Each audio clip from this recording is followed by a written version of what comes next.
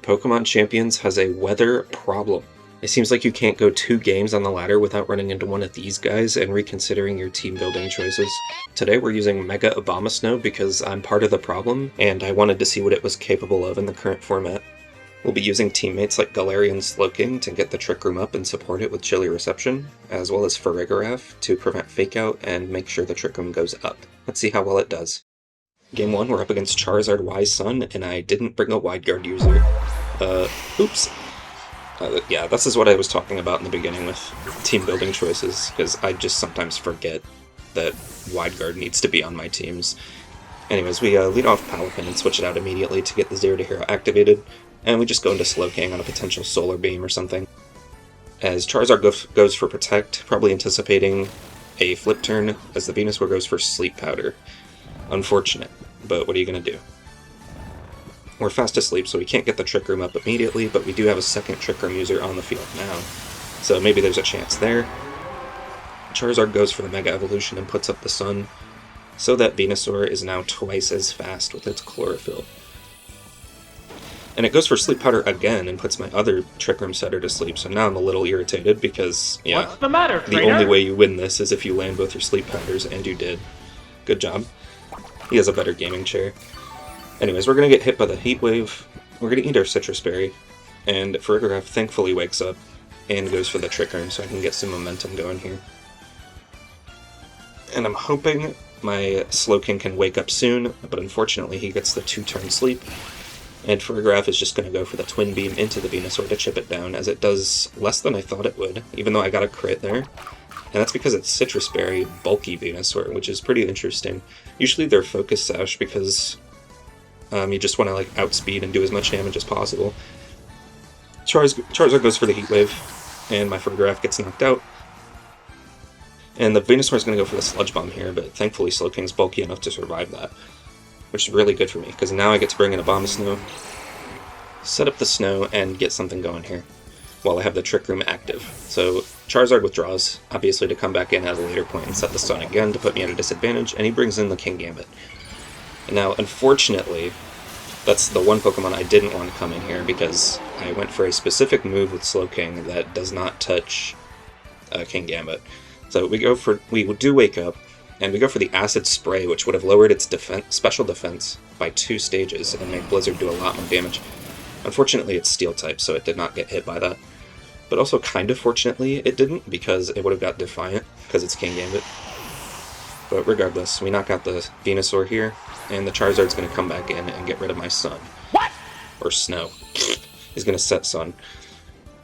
However, I was prepared for this, as I go for Chilly Reception. I get prepared to tell a chillingly bad joke, and I set up the Snow before my Abomasnow moves, so that its Blizzard will hit, guaranteed. And we're just going to pivot out here and go into our Palafin to start exerting pressure on the Charizard.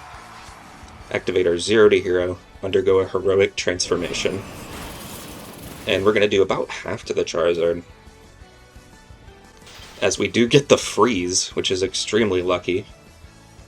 But he does thaw out instantly and goes for the Heat Wave, so my Abomasnow is going to go down, except we dodge. Just kidding. And Palafin's going to take a bit of damage from that. That's very lucky there, but I think we kind of deserved a little luck after the double Sleep Powder incident earlier. The Kingambit goes for Sucker Punch. I take a lot of damage there, as I just go for the Jet Punch to punish the Charizard in case it doesn't protect or it tries to switch or something. And I just go for Earth Power into Gambit to finish it off there. So now the Charizard can't switch anymore and set up his weather. So it's looking pretty good for me. The Twisted Dimensions return to normal, but that's okay because we do have priority in Jet Punch, so we're able to pick off one of these opposing fire types. And we go for Charizard because it's stronger, and the Typhlosion is unlikely to kill my Palafin with an Eruption, because it needs a crit, because it's the Jotonian version instead of the Hisui version with more special attack. As he does just go for a Heat Wave, trying to burn my Palafin, which is the optimal play there. Does not get the burn, so now we're looking pretty good. This game is pretty much over. Slowking comes back out, and we just go for the punch into the Scarf Typhlosion here, and knock it out. So down goes Typhlosion, and we're able to win this game. So GG's to my opponent Alex. That was extremely lucky with that Heat Wave dodge. I wouldn't have won otherwise, but GG's anyway. Go next. Next, we're up against a Rain team with Mega Meganium, and you may have noticed I replaced my Aromatisse with an Aegis Slash, and that's because after the last game, I realized I needed a Wide Guard user, so I just picked Aegis Slash. So we lead off with our Abomasnow and Slowking, as they just lead off with their Rain Core, Pelipper, and Archaludon. Since Abomasnow's slower, the Snow is going to overwrite the Rain that the Pelipper sets, so my opponent is going to switch out into Corviknight here to preserve their Weather Setter, as I'm just going to go for the Mega Evolution off rip and try to get some damage into their Archaludon. So we Mega Evolve into Mega Abomasnow. The Archaludon's going to let off Flash Cannon, which is pretty strong, but Abomasnow is quite bulky now, so we're able to live at 69. Nice. Reddit Gold. Up folks to the left, please. And we go for Earth Power into Archaludon and do a huge chunk to it. And I didn't go for Blizzard there because I predicted that the Pelipper may use Wide Guard and completely block my move. So we're just going to go for Trick Room Slowking here. Set up the Trick Room, get our speed advantage. And now we're pretty free to just click Blizzard here because my Slowking is actually able to use Chilly Reception to reset the weather back to snow should Pelipper come in, which it just did. So we're prepared for that, we go for Chilly Reception. The snow comes back up and the Pelipper's about to take a buttload of damage that he was not expecting to take. So we go out here, and we bring in our Aegis Slash now.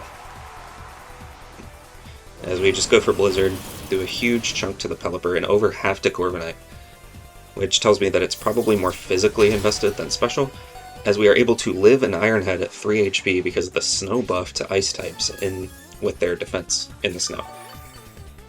So that was really good there, as we just go for Protect on this turn to protect Abomasnow from dying to an Iron Head, as the Pelipper does reveal Wide Guard, which I was prepared for and predicted. So now with Aegis Slash we are going to stance change and just go for the Poltergeist into the Wide Guard Pelipper to knock it out and prevent any more Wide Guards or rain setting from going on for the rest of the game. So Pelipper goes down, and Corviknight is just going to click Iron Head, as expected, and we are able to live because we protected, and Corviknight's just going to get some more leftovers healing, which doesn't really help it too much. It means it lives another Blizzard, but I could just double into it with my Aegis Slash here. Archaludon goes for Protect to try to stall out my Trick Room. Abomasnow clicks the Blizzard, and Corviknight is going to go down to about 10 HP, 10% HP. And Aegis Slash is just going to finish it off with the Sacred Sword. Not trying to miss the Poltergeist, and I don't actually have Shadow Snake on this. I just have Poltergeist, Iron Head, and Sacred Sword, because I needed another fighting type move to deal with King Gamut more easily. But in comes the Mega Meganium. It's going to activate its Mega Soul ability, which would allow it to click super effective Weather Balls into my entire team pretty much. Goes for Protect though, to stall out my Trick Room. And Abomasnow is just going to click Blizzard and completely destroy this Archaludon. So now it is a 4v1 Mega Meganium versus the world. So down goes Archaludon, and now, yeah, Poltergeist is going to go off into the Protect, but now I'm going to do something really weird. I'm just going to switch out of my Abomasnow because I want to keep all of my Mons alive, because there's a challenge in the game to win without losing any Pokemon. So I'm kind of farming challenges off my opponent right now because the game went so well and I can afford to. Just go for the King's Shield to protect myself from the Weather Ball, as they do go for Weather Ball into Aegis Slash, the optimal play. And now I'm going to go for Fake Out instead of Flare Blitz, because I actually want to see how much my Poltergeist is going to do against the Mega Meganium. So I'm running damage calcs in the middle of a match on my opponent, who I can just easily knock out at any time. Is this toxic? Let me know in the comments, because I felt a little bad doing this and just kind of drawing out the game. I don't usually do stuff like that, but I've never used Aegis Slash in like the last 6 or 7 years. So I wanted to know how much damage a Poltergeist would do unboosted by Spell Tag. But yeah, they let off the Dazzling Gleam, and Incineroar's just going to end the game with Flare Blitz. So down goes Meganium. It did what it could. It's a really good Mega, but I don't know. It's just bad into this team because, yeah, it just gets folded. Incineroar takes Recoil, but that is the end of the game, so GG's to Super Skitty. I'm sorry for dragging out the game. I kind of regret it, but at the same time, I don't know. I'm too lazy to open up a calculator. Alright, for our final game, we're up against a pretty basic sand team with a Mimikyu on it, surprisingly. Don't really see Mimikyu a lot, but it's pretty good at setting Trick Room because of Disguise. But regardless, we leave off with Palafin and Abomasnow here. And again, Abomasnow is slower than Tyranitar, so we're going to get our Snow off. In response, my opponent Mega Evolves his Tyranitar to reset the sand. It makes sense, but personally I think they probably should have waited to see what I want to do so that they can delay the Mega and overwrite my Snow if I Mega Evolve this turn. Which I do. So we're going to Mega Evolve and get the Snow back up again. And before the turn has even begun, the weather has changed 4 times. Just another day in Pokemon Champions. But we do go for Protect with the Palafin to block an incoming Thunderbolt from the Rotom Wash, potentially. As the opposing Tyranitar goes for Protect too, so protecting, Mega Evolving and then protecting there was actually not the right play. Because he could have just delayed his Mega Evolution because he was protecting anyway. As the Rotom goes for Will-O-Wisp into my Abomasnow, which is pretty strange, but Abomasnow's attack is as high as its special attack, so it kind of makes sense. But we go for Leaf Storm there, one-shot the Rotom, and we harshly drop our special attack, which isn't great, but we do have an answer for that. So we take some Burn Chip, and in comes the Excadrill, which is kind of a problem. So we withdraw the Palafin, activate the ability, we bring in Slowking here, who actually has Curious Medicine, and is going to reset my dropped special attack, as I just go for the Protect to block any incoming damage, and see what my opponent's going to do. As I do, just click Rock Slide. So I'm glad I protected to avoid this. Slowking's going to take a little bit, because it's not Stab Rock Slide or anything from the Excadrill, but a Tyranitar also goes for Rock Slide, so this one's going to hurt pretty bad. Except we do avoid it. Pretty lucky there. But that's just the risk you run when clicking Rock Slide. You're going to miss eventually. It is 90% accurate. And in comes Mimikyu here, as the Excadrill actually goes for Earthquake, trying to knock out my Slowking before I can set Trick Room. So the switch to Mimikyu makes sense because the Disguise allows it to have a basically free hit. But unfortunately, that does mean that I can now hit it with a Blizzard and just one-shot it. So the Earthquake isn't enough to knock out Slowking. We do eat our Citrus Berry and go for the Blizzard, do a huge chunk into both of the enemy Pokemon, and the Trick Room is going to go up, so now we're looking pretty good. If Tyranitar comes back in here, we can just chill Reception out and reset our weather again. We're going to take some more burn damage. Unfortunately for me, my opponent decides to go for the double Protect here, and I predicted the Tyranitar to come in, so I actually go for Chilly Reception while the Snow is still up, which is unfortunate, because I'll be forced to switch out. It says it fails, but it does allow you to switch out anyway. It just doesn't set up the Snow again. So we do bring in Palafin to pressure pretty much everything my opponent has right now. We go for the Blizzard, we do 0 damage. As Trick Room ticks down by 1 extra turn, and we take a little bit more burn damage. So they go for the Shadow Sneak, do absolutely nothing to Abomasnow, as they just accept their fate. As we go for Earth Power into Mimikyu, just in case they decide to bring in Tyranitar, and my Blizzard will become inaccurate because of the sand.